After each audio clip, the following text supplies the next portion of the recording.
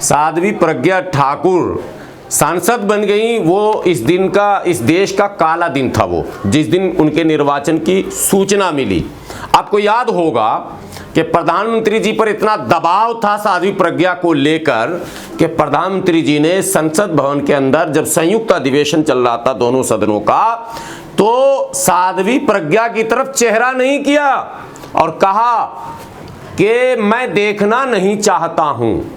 लोगों ने वाहवाही की, विदेशों में भी कहा गया कि भाई कम से कम प्रधानमंत्री होने की हैसियत से आपने एक ऐसे आदमी को, लेकिन सवाल पैदा हो गया। पहली बात, भारतीय जनता पार्टी में टिकट का वितरण कौन करता? क्या आदरणीय प्रधानमंत्री श्री नरेंद्र मोदी जी को टिकट बांटने का अधिकार है या नहीं है? और यदि है तो फिर साध्वी प्रज्ञा ठाकुर को भारतीय जनता पार्टी का प्रत्याशी कैसे बनाया गया? एक सवाल हो गया। दूसरा सवाल, क्या आदरणीय प्रधानमंत्री श्री नरेंद्र मोदी जी को किसी पार्टी के ऐसे सांसद जो ना केवल पार्टी नीतियों से अलग काम करते हों, बल्कि वो पार्टी विरोधी और देश विरोधी गतिविधियों में भी संलिप्त हों, उन पर कार्रवाई करने का अधिकार है या नहीं है? ये भी एक सवाल है। और अगर ये सब कुछ उनके पास है, जैसा कि बताया जाता है, भारतीय जनता पार्टी में दो ही लोग हैं और पहले भी दो ही लोग थे। जब स्वर्गीय अटल जी का जमाना था तो जोड़ी अटल जी और आडवाणी जी की थी, आज जोड़ी मोदी जी और अमित शाह जी की है।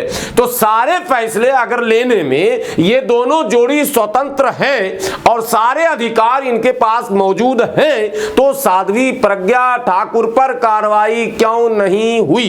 इसका मतलब आदरणीय प्रधानमंत्री श्री नरेंद्र मोदी जी भी चाहते हैं कि हमारे दल में ऐसे 2-4-10 चेहरे तो होने ही चाहिए जो बीच बीच में ध्रुवीकरण के काम आ जाए।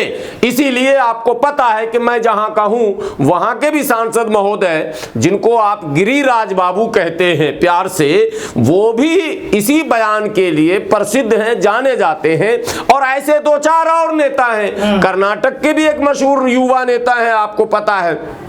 ये लोग लगातार ध्रुवीकरण की राजनीति को बल प्रदान करने के लिए इस तरह के अनाप शनाप, उलूल जुलूल, गैर जरूरी, गैर समाजी, बल्कि असंवैधानिक बयान देते रहते हैं।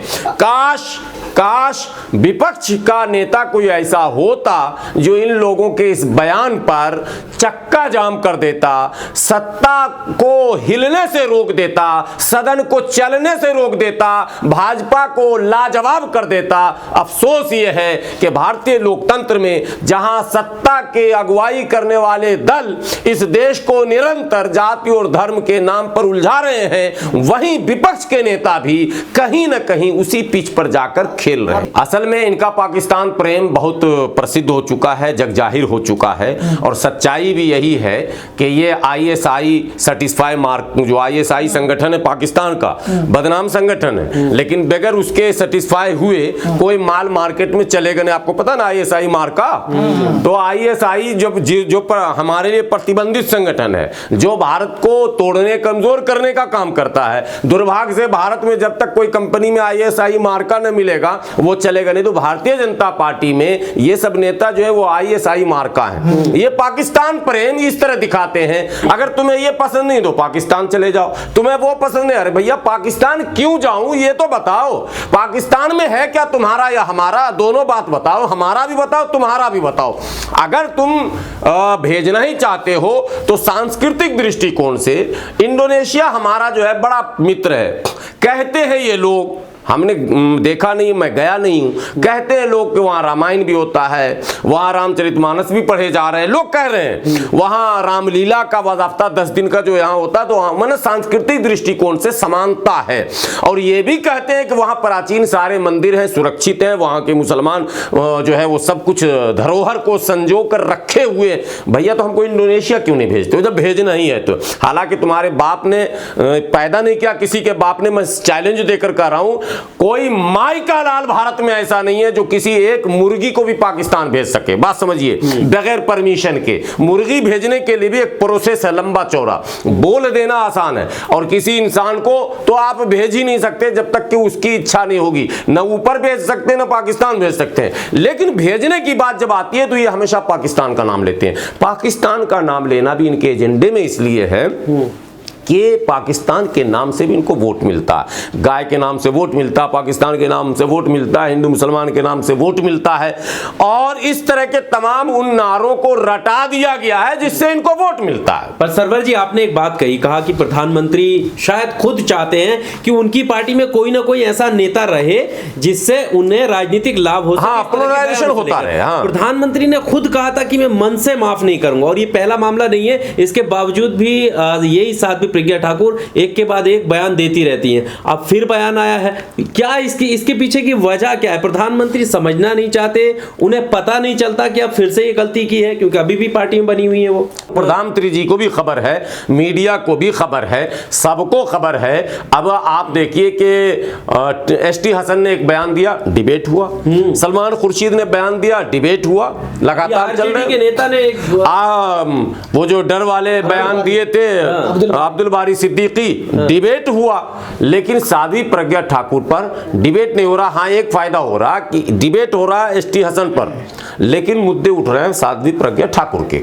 डिबेट हुआ अब्दुल बारी सिद्दीकी पर, मुद्दे उठ रहे हैं इनके।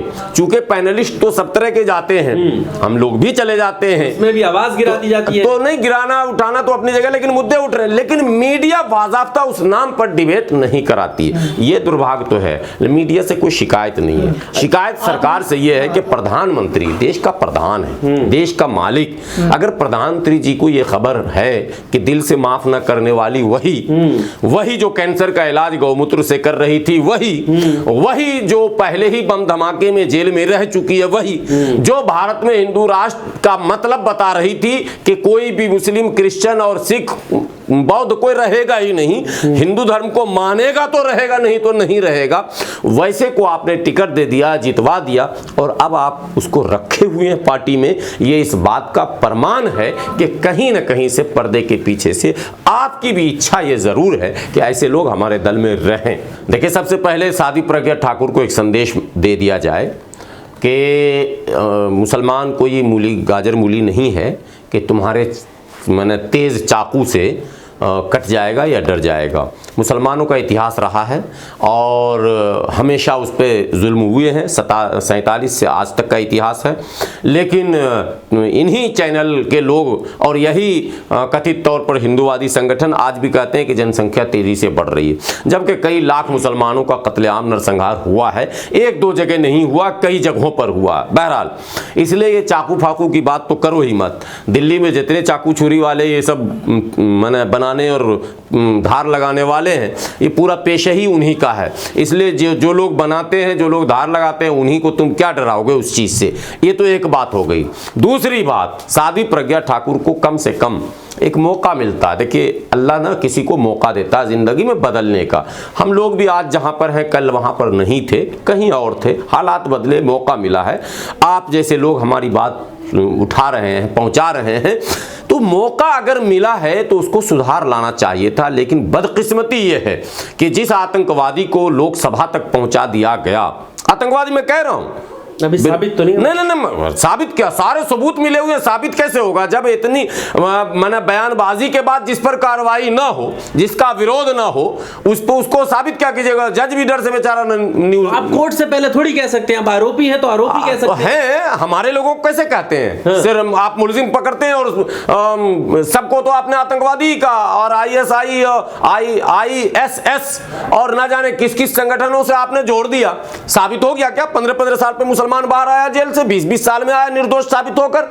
25 साल का भी रिकॉर्ड है, 25 साल का भी रिकॉर्ड है कि मुसलमान निर्दोष और इनोसेंट होकर बाहर आया। आपने जो आतंकवादी कहा, तो आपने किस ग्राउंड पर कहा?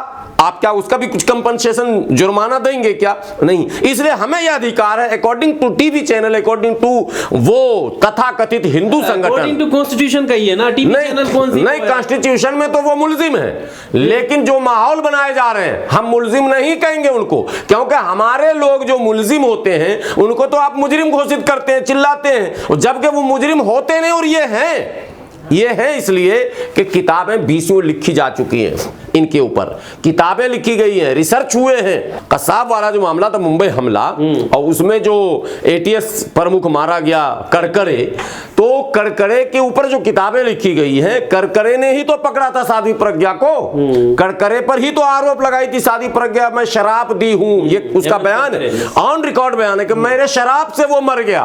तुम्हारे शराब से करकरे मर गया, जो भारतीय लड़ाकू था और शहीद हमारा, जिस पर हम गर्व करते हैं। अरे शराब ही देना था तो इमरान खान, शहबाज शरीफ, नवाज शरीफ, उस दुश्मन को दे दो, किंग जोन को दे दो, चाइना को दे दो, इतने शराब में तुम्हारे दम है तो नहीं, सारा शराब भारत का जो देश प्रेमी होगा, जो देश के लिए लड़ने मरने और देश की इज्जत और आबरू पर निछावर होने वाला होगा, वही शराब दोगे। ये कौन सा शराब है भाई तुम्हारा? तो ये ऑन रिकॉर्ड उसने कहा है कि मेरे शराब से मरे। बात समझिए, एक शहीद को उसने ये कहा, कितना बड़ा अपमान था। उसी वक्त हंगामा होना चाहिए था, नहीं हुआ। उसने कोरोना का मजाक उड़ाया, उसने कैंसर का मजाक, विज्ञान का मजाक उड़ाया, कई जगहों पर उसने संविधान का मजाक उड़ाया, लेकिन कार्रवाई नाम की कोई चीज नहीं हुई। ऐसे में अब विपक्ष पर मेरा सवाल खड़ा होता है कि यदि सरकार संविधान को मिटाना चाहती है तो आपकी क्या भूमिका इस देश में होगी? क्या सरकार के उन संविधान विरोधी कदमों का मौन धारण करके आप समर्थन करेंगे, या सड़क पर आप निकलेंगे, कुछ बोलेंगे?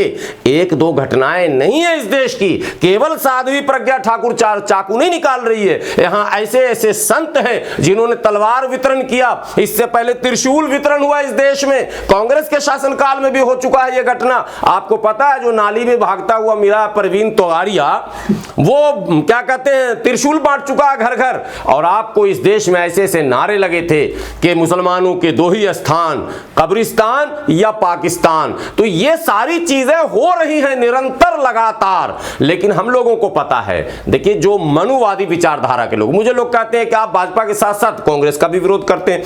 अरे भैया, कांग्रेस भाजपा दोनों को हम एक मानते हैं। कांग्रेस की सरकार में भी वही हो रहा था। कांग्रेस की सरकार में यह था कि मारता भी था, पुचकारता भी था, बस इतना ही होता था।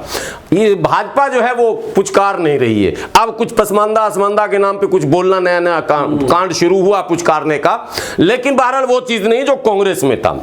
लेकिन नीतियां दोनों की स्पष्ट हैं, संविधान को कमजोर करना, मौलिक अधिकारों का हनन करना, SC ST OBC और टोटल माइनॉरिटी जो है, टोटल माइनॉरिटी। आप देखिए ना, राजेंद्र पाल गौतम पर इन लोगों ने कितना हंगामा किया था। और अगर आप देख ले वीडियो, मुजफ्फरनगर में एक मुस्लिम फैमिली को ये हिंदू बना रहे हैं जबरदस्ती, और खूब वीडियो बना के वायरल कर रहे हैं, चंदा भी इकट्ठा कर रहे हैं। अच्छा, तो वहां इनका कोई चीज खतरे में नहीं था। जो इस्लाम छोड़कर हिंदुत्व में जाएगा वो भी तो गोबर खाएगा, गाय गौमूत्र पिएगा, कुछ परन, कुछ क्या कहते हैं, वो जो कहते हैं जिसको अहद उर्दू में, एक फैसला तो वो भी लेता होगा ना भाई, कि आज से मैं खुदा और खुदा के रसूल को नहीं मानूंगा, कुछ तो बोलेगा। आज से मैं तमाम देवी देवताओं को ही मानूंगा। कितने करोड़ है? 36 करोड़ देवी देवताओं पर मैं आज से आस्था प्रकट करूंगा, कुछ तो बोलेगा भाई। 33 करोड़ तो कुल मिलाकर हम उसको मुद्दे को दबा दिया गया। और जिसने कहा कि हम किसी को नहीं मानेंगे, हम विज्ञान को मानेंगे, हंगामा खड़ा कर दिया गया। जबकि विज्ञान को मानना कोई बुरी बात नहीं, विज्ञान तो एक प्रमाणिक चीज है, बच्चे को पढ़ा भी वही जाता। ये सब इन लोगों का एजेंडा होता, किसको कैसे प्रेस। माइनॉरिटी से यह हमेशा भयभीत हैं, बौद्धिस्ट से भयभीत हैं, क्रिश्चियन से भयभीत हैं। अब तो क्रिश्चियन पे हमले हो रहे हैं, अभी छत्तीसगढ़ में हमले हुए हैं 3-4 क्रिश्चियनों पर, लगातार हमले की खबर आ रही है। तो ये किसी को बख्श नहीं रहे, ये सिर्फ डर रहे हैं सरदार जी से, पहले वो भी बेचारे इधर उधर रहते थे सिख, उन पर भी एट्रोसिटी होता था। सिख लोगों ने 84 के बाद एक सबक लिया और वो अब यूनाइट होकर रहने लगे। धीरे धीरे मुसलमान भी यूनाइट होने लग गया। भाई ओखला में बसेंगे, सीलमपुर में बसेंगे, जाफराबाद, एक मतलब उदाहरण मैं दे रहा हूं। और कानपुर एक ऐसा शहर है जहां आप जाएंगे तो चमनगंज, बेकनगंज, करनैलगंज, फतेहपुरगंज, मूलगंज, मतलब गंज ही गंज मिलेगा। मुसलमानों का एक पूरा बेल्ट अलग मिल जाएगा और हिंदुओं का बेल्ट अलग मिल जाएगा, सिर्फ बिजनेस प्लेस को छोड़कर। ये सब इसलिए हो रहा है कि आप टीवी डिबेट को देखेंगे, मुसलमान क्यों मतलब प्यार करेगा हिंदू से? अरे भाई क्यों नहीं करेगा? एक साथ रहेगा, नेचुरल चीज है जो वो होगा। खाएगा नहीं एक होटल में, बैठेगा नहीं एक बस में, एक ट्रेन में सफर नहीं करेगा। तो हिंदू का ट्रेन अलग कर दो, मुसलमान का अलग कर दो, हिंदू का बस अलग कर दो, मुसलमान का अलग कर दो, हिंदू की मोटरसाइकिल अलग,